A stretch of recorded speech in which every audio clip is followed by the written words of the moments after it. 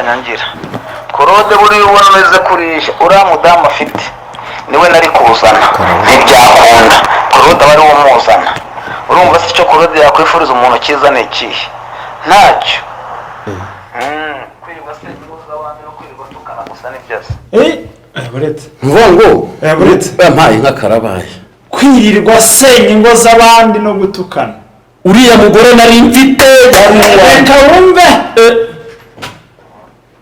buretse ibyo uvuga ni ibi uyu muntu biri mango yasiwe umuzana urumva se icyo Claude yakwifuriza umuntu cyiza ni ikihe ntacyo kwirirwa senya ingo z'abandi no kwirirwa tukana gusa n'ibyose uyu mugabo yahamagaye nta cyubahiro kirimo nta n'ubutumwa burimo bwo kumvikanisha ko ngo naraye muri hoteli na Pastor Mutesi twaranye muri hoteli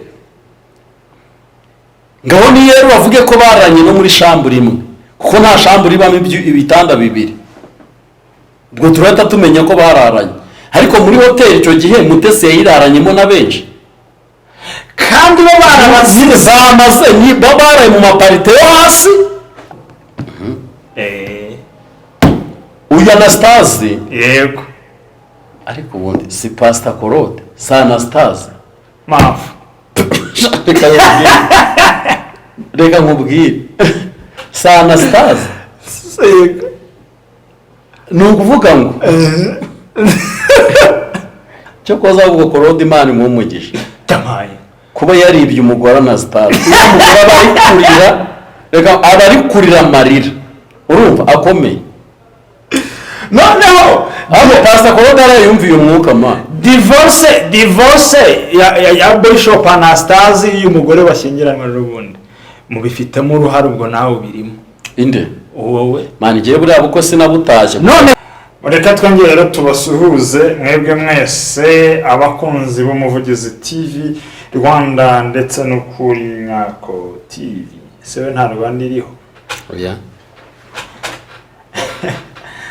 turi kumwe n'umuyobozi wayo mukuru ari wende Pastor Justin rwose ukuri Nyako akumwe no minsi ngufite kuri kuzuye bavuga rwose nese hari abantu batabizi erega buriya reka nkubwire Bobo abantu badukurikirana ni abahanga ujye ubyemera burya ni abantu utabeshya ni abantu utacurika uko wiboneye ni abantu utajyana hirya ngo ugarure hino ikindi ni abantu bo kubahwa ni ab'agaciro ariko uzi umuntu uguha umwanya akaza akakureba aba ari umuntu ukomeye ntiwabona ibyo umuhereza yambwira abantu ngo nifitiye itorero bagahaka rihe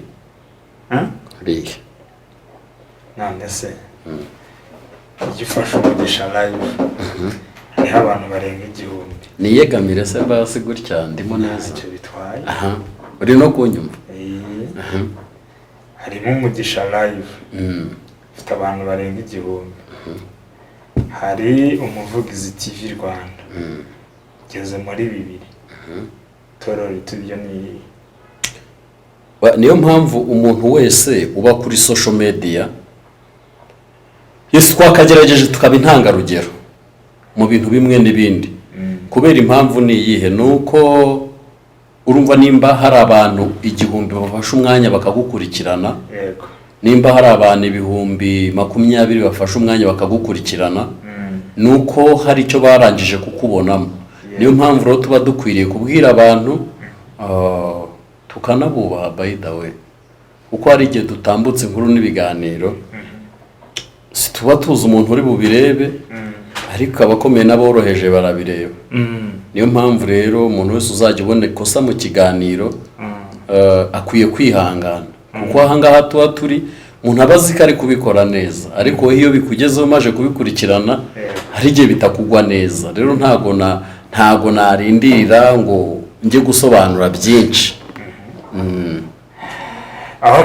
ntabwo warindira ngo ujye gusobanura byinshi Pastor uri umushumba uri pasiteri ariko ko dutangiye kubona abashumba muri gusubiranamo mwivamo ibyo mwakoze umuntu wese arabizi ni isi niko isi ikoze kandi ko iki gihe kubona inshuti biragoye.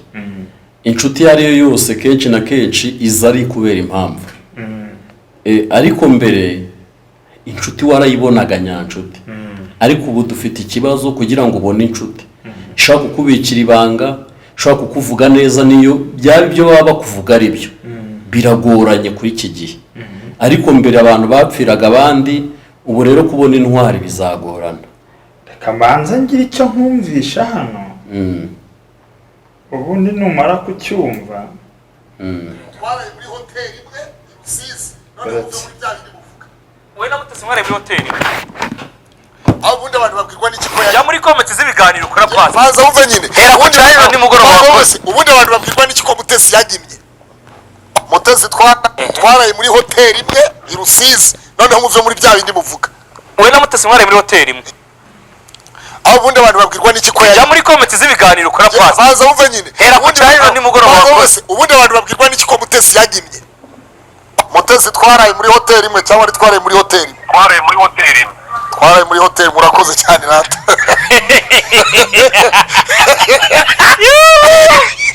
Ayiwe. Mu mavuta. Kasubiremo.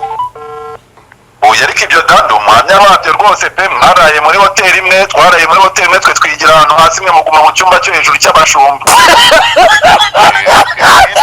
Simubimbaze ntabyo nzi. Mpamvu sawa.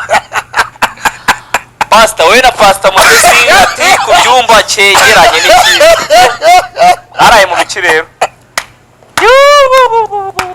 Aho mwari mwaraburiye inkuru. Aho bari baraburiye inkuru. Ubundi inkuru, ubundi mwese mwaje gukora iki kuki ntayikubise ubundi kwikaze honyine gusa. Ndizera uyu muntu wamenye uwo ari we. Noneho ndumiwe. Uyu muntu bahamagaye ni Timamu. Ni Timamu. Timamu arabwira uti mwaraye muri hoteli imwe. Ariko nanone reka tubwire abantu, kurara muri hoteli imwe n'abantu ni ikibazo, rundi nta hoteli irara. Banza wumve. Baraye muri shambure imwe. Banza wumve. Timamu aragira ati twebwe twagiye twarimanukiye musigara hejuru. Nese hejuru hari shambure imwe cyangwa hari ibindi byuma? Ntabwo tubizi. Ariko mvuga ikintu, reka mbwira abantu. Ariko toyi byavuzwe ngo nkurikijwe urumva Korode arashaka kumvisha abantu ko yaba yararyamanye na Pastor Mutesi, ndetse akumva yaba ari n'agaciro kuri we kuba yararongoye umugore w'igishongore nka Pastor Mutesi, umugore w'igishongore, umugore mwiza, umugore w'icyubahiro. Urumva Pastor Korode we arumva niyo bamutaranga ko yarongoye Mutesi ntaribi kuko yaciye agahigo yatwaye igikombe. Niba Pastor Korode yatwaye igikombe, none se ko bivugwa ko Pastor Korode aka kageso urumva ashobora kuba akagira akahe rwose, urumva ngo yaraye mu ntuzi muri hoteli nyine. Dore uko bimeze hano. Nibwo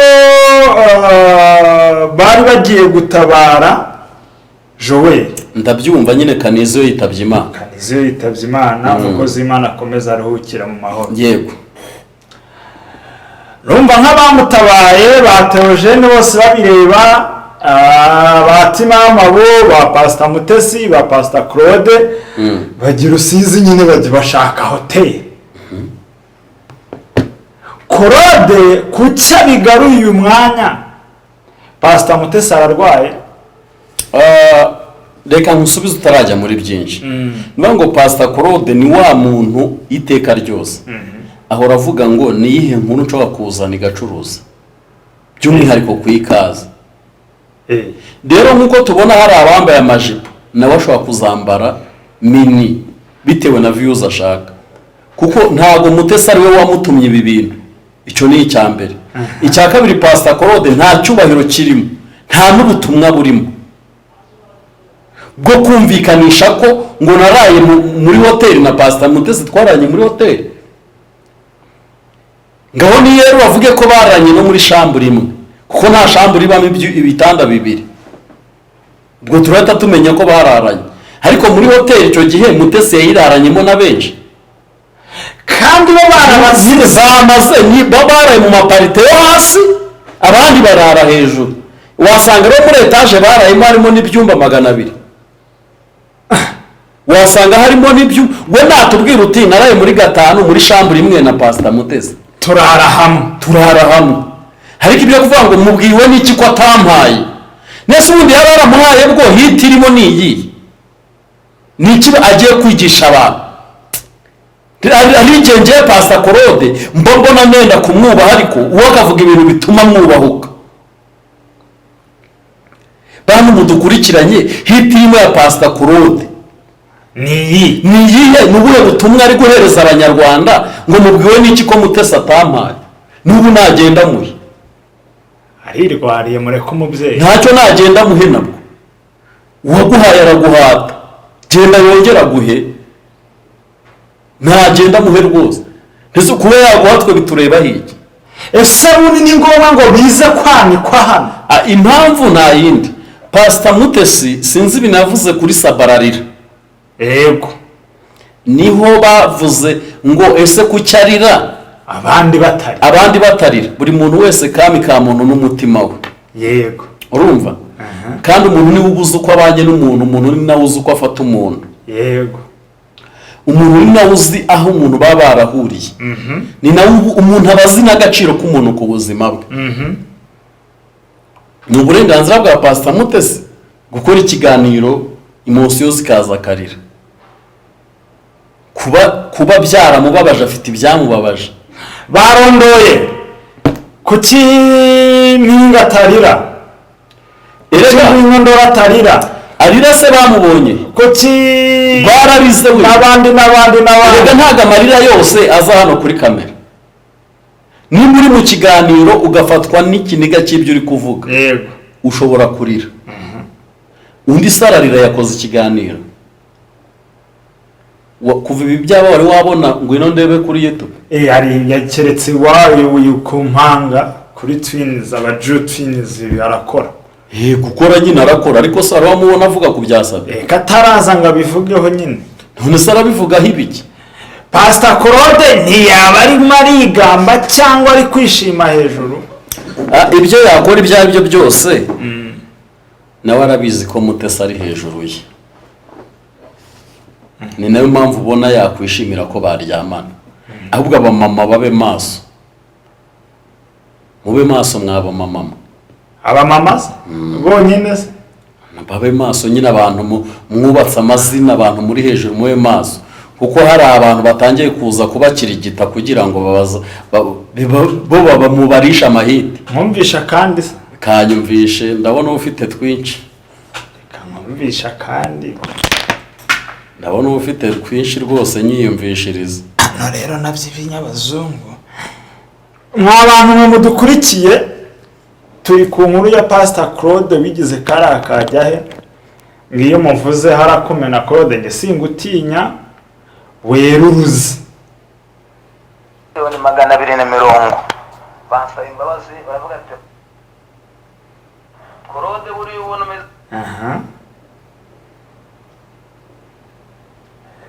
Gatoye tekinike hano inyuma yanjye hariho umuntu birabona tanga itoro, ndi umuntu itoro ari iry'abantu.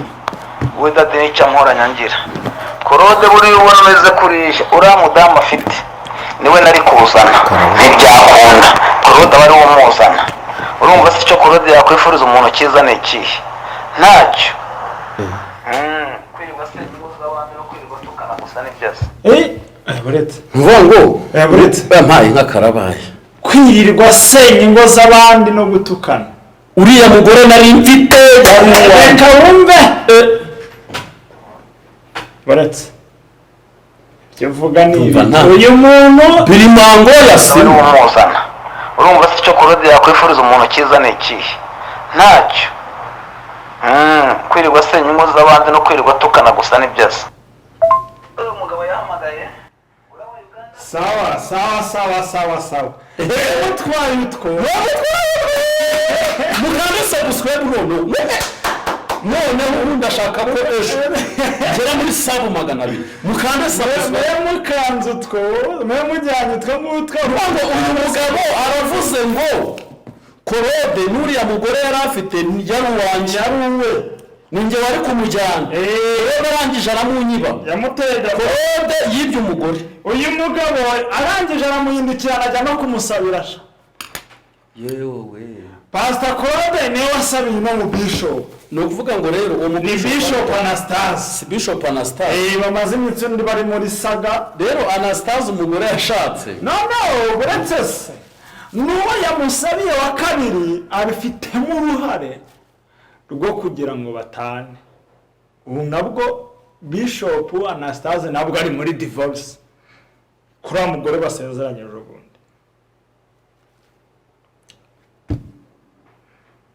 ko numva mbaye ibubu none se reka bakabigase ko nakeza mbega Claude burya twajyaga tubona ibyo ni gapapu ibyo ni gapapu ucunga gatoya ni gapapu koro subiza iby'abandi amusubiza iby'abandi kandi n'ibyo umva yabakirekwe nta nkokiruka mwana koro wasubije iby'abandi uko bizari Bishop Anastase uyu nguyu benshi baramuzi yakoze ubukwe atera imitomo umugore we cyane rwose ngo mu mahanga yose aho yagenze hose ngo niwe wabonye uzamuhoza iki amarira urero birangoye kuvuga kuri iyi nkuru kuko umugore wa Anastase ni inshuti yanjye uriya batanye uriya bari muri divorce umpa nimero ye imwe ni inshuti yanjye wampaye nimero ye birangoye uze kuyima ariko uyu amakuru ko uyu mugore nawe atoroshye ariko yashutswe na Pastor Claude njyewe urumva buriya reka nkubwire nujya mu byingo zubatse mfite amakuru uretse nkubwire wa mwana we nujya mu byingo zubatse uzabanze wubake nanjye ndi umugabo wowe uzabanze wubakwe ndi umugabo nanjye kumureba Bobo ni umusore nta mugore agira ndi umugabo wo guhamya ibya Kristo mu mategeko muri leta jya mu irangamimerere umugabo se gute jya mu irangamimerere ku itariki 29 z'ukwezi kwa kabiri ku itariki 30 z'ukwezi kwa kabiri nibwo nakoze mariage civile mu murenge ndi umugabo itonde orohama noneho ufite ubukwe orohama tugende ntabwo uri kuvugana n'umwana uyu munsi wa none rero uyu Bishop Anastase ubwire ko yananiranye ate ahandi ubundi urumva nimba umugore abaye wakangaye gatatu n'abandi tutazi ntabwo nkubeshya mwana Bishop icyo ni kimwe uyu Bishop Anastase ikintu cya mbere bivugwa ko harimo ibintu bikomeye byo kujya ku nyanja n'ibindi bintu akabwira abantu ko ari gutabura nk'ibizimu arimo gutabura nk'ibizimu kumbi ngo ari we wabitabitse izo systeme zose rero njema Bishop Anastase kandi ari gushinja ADPR Uganda nyine niho hantu yabereye ibibazo nayo ubwo sazere ko imiriro ya ADPR yo mu Uganda ariko itazaza mu Rwanda ibibazo biri muri ADPR yo mu Buganda bibuzemo ko no mu Rwanda bizaza bikageramo se none se mu Rwanda ho harorohewe wenda mu Rwanda ho impamvu horohewe se mwahirwa impamvu horohewe mu Rwanda hari umuyobozi mwiza ni horohewe hari umuyobozi mwiza niyo mpamvu se mugira Izayi ni umuyobozi mwiza niyo mpamvu mugira mu dore ko mwiboneye mukagira mugize nyine ariko Izayi yaremewe Izayi yaremewe Izayi hangane papa wowe Izayi yaremewe njye nakoze muri ADPR ku bwa Tom uyu Anastase yego ariko ubundi si Pastor Claude si Anastase mafu reka nkubwire si Anastase ni ukuvuga ngo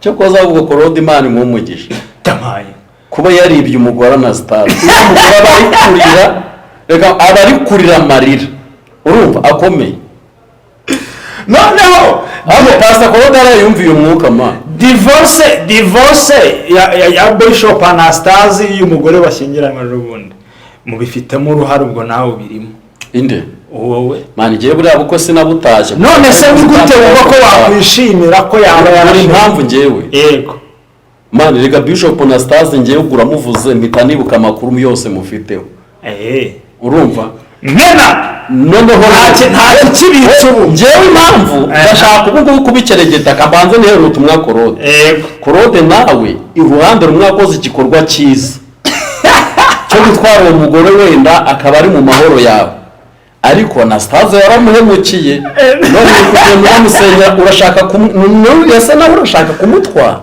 kandi byararangiye umugore yaravuye mu rugo atakiriyo reka nkubwire buriya Claude bari muri divorce buriya ikintu menya cyo buriya Claude uriya mugore na Stars bagiye gutandukana afite undi muntu agiye kumuhamo pasi kandi uzabibona nimba na Stars baramupapuye uwa mbere afite faranga Claude inde uriya mugore afite amafaranga uriya mugore watandukanye na Stars ejo bundi nyine cyari na muto bari muri divorce cyari muto afite amafaranga uriya mugore afite kashi arazifite wongereho uti kashi umpe nimero ze nyuma ahubwo na Stars ananiwe ati umpe nimero ze nyuma ariko si diru yaba yinjiyemo Claude ukarwubaka Claude yagezemo kaba kabaye ntabwo waba ukirwubatse ariko si ubu Claude ahari aribaza iki Claude yaranyibwiriyemo nta mutima arwaye urumva ngo tuzane ibimenyetso byose nawe arazana ibye kandi muri ugiye kwa arazana ibye kandi ashenye urugo rw'abandi uwa mbere ariko Claude nawe shyira mu gaciro umuntu w'umugabo uwa mbere uwamujyanye umupapa na Stars uwa kabiri muramwiyunze arakubabariye araje arakuherekeje mugiye gusaba umugore wamusabiye Claude nawe agiye gusabira na Stars none ngo amateka buriya bukwe kanyagwe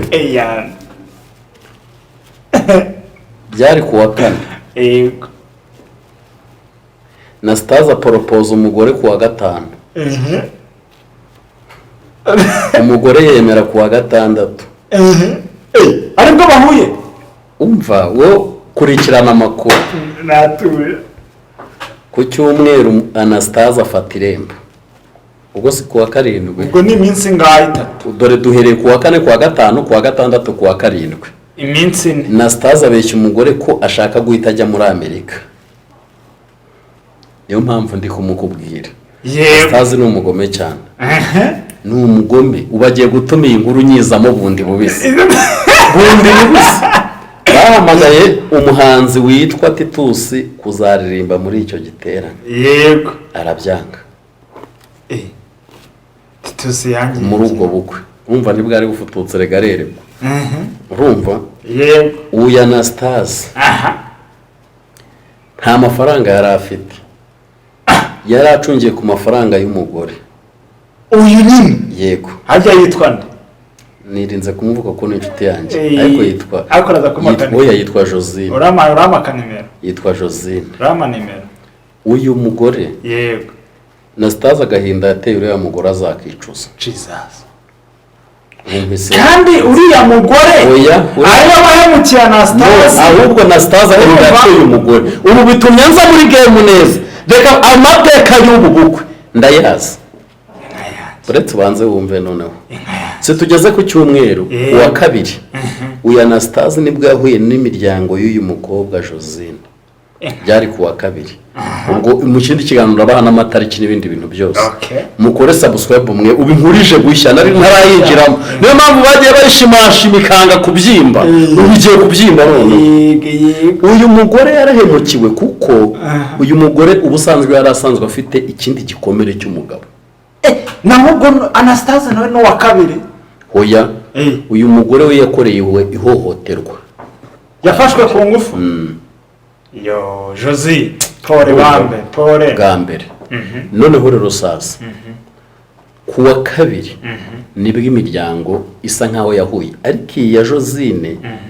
hagira bihezamo kuwa kabiri kuko ntibiyumvishaga ubukwe bwatangiye dore hano bwatangiye ari kuwa kane bataranahura uyu Anastasia yiyemeza gufata irembo kubwo kuri telefone kwemera gusuta imbirimo urumva icyo kintu ariko yiyemeje gufata irembo dore ahangaha ku wa gatanu ku cyumweru bafashe irembo. Ego ubu nanjye n'igihe ndarangaye hari utundi gushaka. Yego urumva noneho bigera ku wa gatanu nuva ngo ubu bukwe ntabwo bwamaze ukwezi harimo no kumenyana. Ubundi tutabeshyanye abanyarwanda, ubundi ubu bukwe uretse Imana yamanuka ikahaba bwamara igihe kingana iki? Mu cyumweru kimwe gusa mariage yari ibibaye, hakozwe n'imirimo udashobora kubara. Ndetse ubu bukwe ndabazanira n'igitero cy'amadeni na Stase atarishyura ibyakoreshejwe muri ubu bukwe. Umwana witwa Eric ariwe mfura ya Anastase, bivugwa yuko ariwe wajujubije uyu mudamu. Anastase atari hano mu gihugu, ari Uganda. Ubwo nabwo nubwo Anastase yari ari muri Uganda, buriya yabwiraga umugore ko ari muri Amerika. Josine amene meze nka mwamagarira. Hoya turamubona duteze.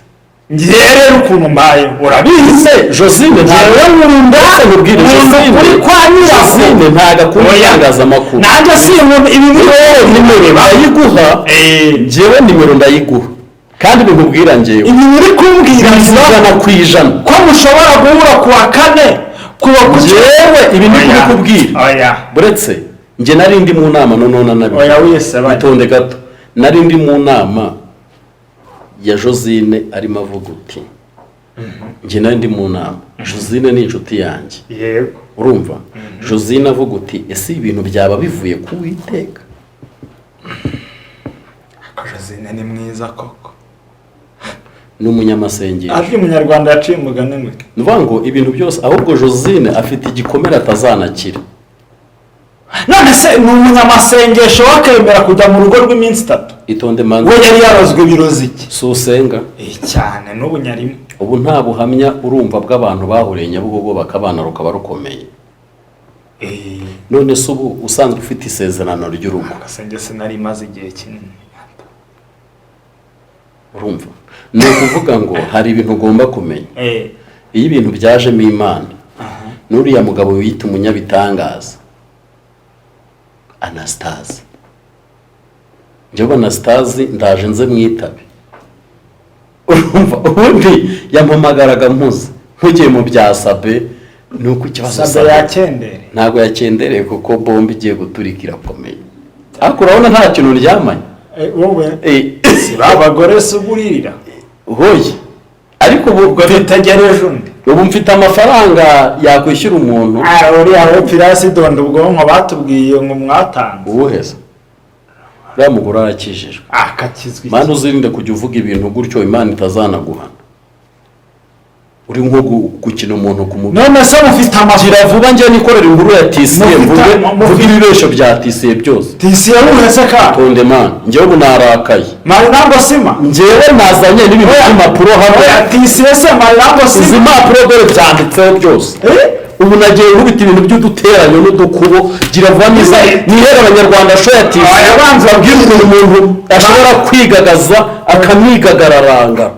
Ngiye gukubita amapuranka ane yakorewe muri iki gihugu. Nari ku buryo izahita yawe. Oya Tisiye Marinambo sima. Yego. Ngiye gukubita amapuranka yabereye muri iki gihugu. Kuri kw'Imana. Buretse ngiye gukubita amapuranka ane muri iki gihugu. Simbikubwiye ndi hano ku muvugizi n'ukuri nyako. N'umugisha ryiki. Na mugishiki. Ndakubwiye ngo puranka zakozwe n'ibimenyetso maze gukusanya ibintu mwahereye mwigira byose. Njyewe ako ngo arabaguze amamodoka mu giturage. Buretse njyewe abanyarwanda ngiye kubamenera ikintu bita so hanze nzijugunye kuko ngiye ndambiwe ubweswaro n'ubujura buri gukorerwa kuri izi mbuga nkoranyambaga. Noneho abantu bagatabara. Ejo hari umumama wo mu diaspora twavuganye. Ni umubyeyi wanjye. Ni mama ari ndamwubaha. Mubyeyi wumve ko nkubaye. Arambwira ngo umuntu utarandiriye amafaranga yarahombye. Ni njyewe. Ati Bobo, ati koko tiyo ntabwo nakubazaga mbere, ariko hari ubwiye sikoro. Mane njyewe reka nkubwire abantu gutya ntekereza ko abantu nawe imitima itangiye kubarya. mucyumva ko izi puranke enye harimo puraka yo mu majyaruguru iyo ni akafamu igomba kubonekamo umugabo witwa Ntaganzwa Plaisir, zose kazibonekamo. harimo mbese ngiye kumena imiceri ndabwire uretse rekera episode ikurikira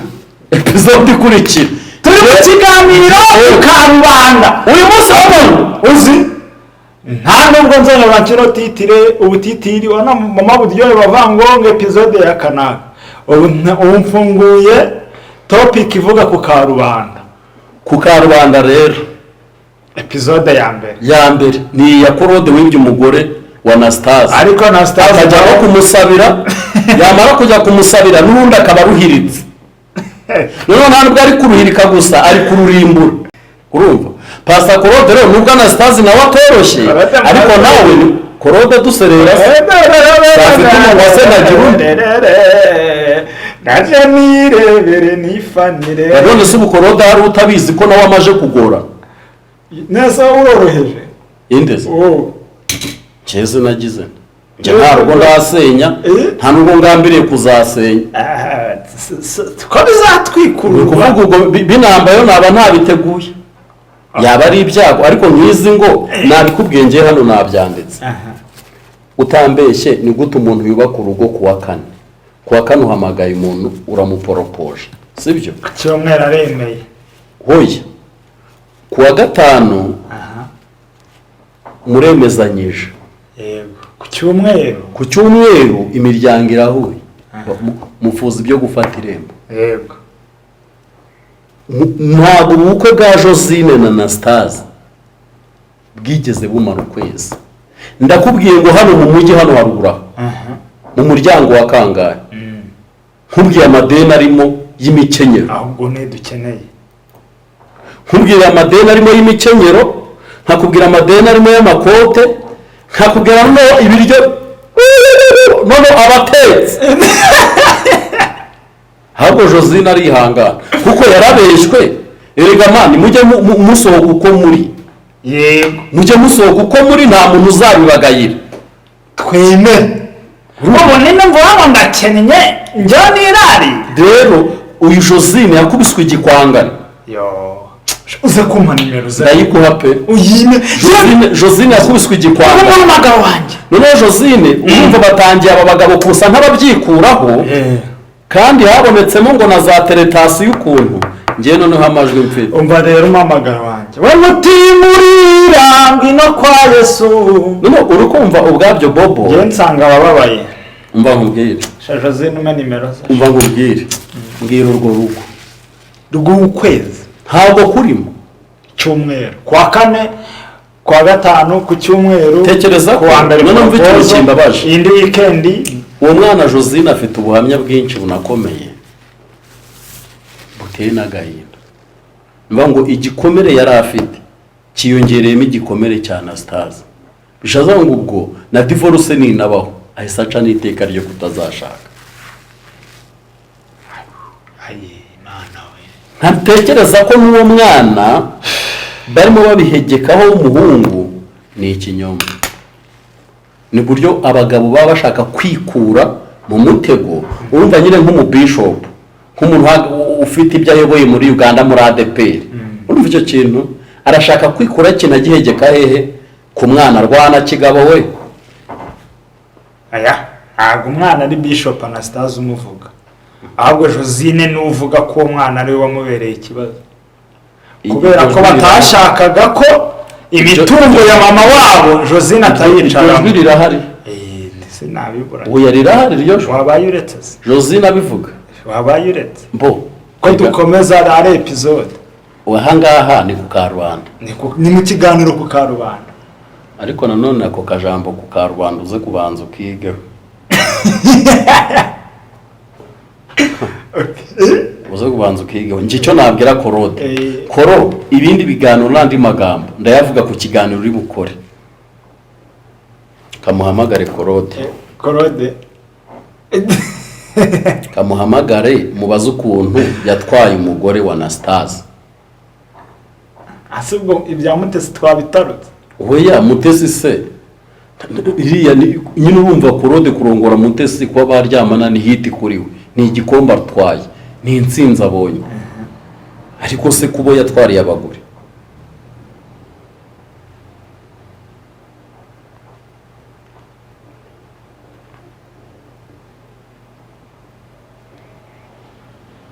aritabaza yari mu kiganiro Claude se araba nka Efuremu n'uhamagara ngo ndi kumwe n'umuntu Efuremu yaheze iracamaze ko ntumva idodora.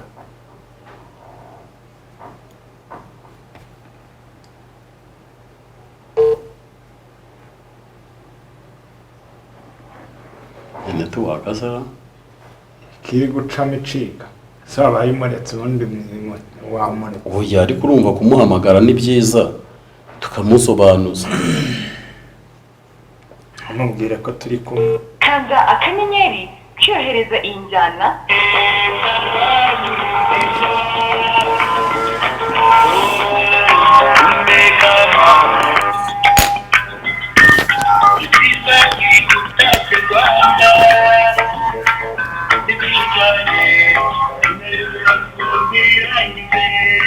Rega nawe siko nta kindi wamuhamagarira. Yego pastor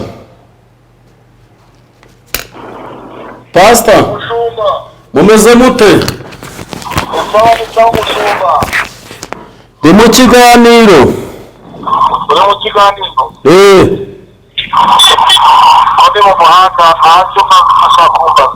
Ikintu nagira ngo nkubaze, umubishop witwa Anastase uramuzi?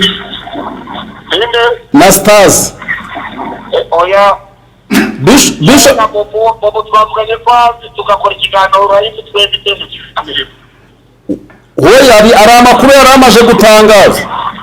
Anastase ntabwo nyati narakujyanye ndiko ndibuye gutangaza. Ntacyo ubwo utamuzi pastor uremewe. Nagira ngo nyakubazaho gatoya ariko ihangane ko kuyambaza ihangane nimara kuyumva hanyuma mu kiganiro gikurikira kuba ariko wambaza ijana tanu. Sawa sawa wafata kuko yatajya dutinyaza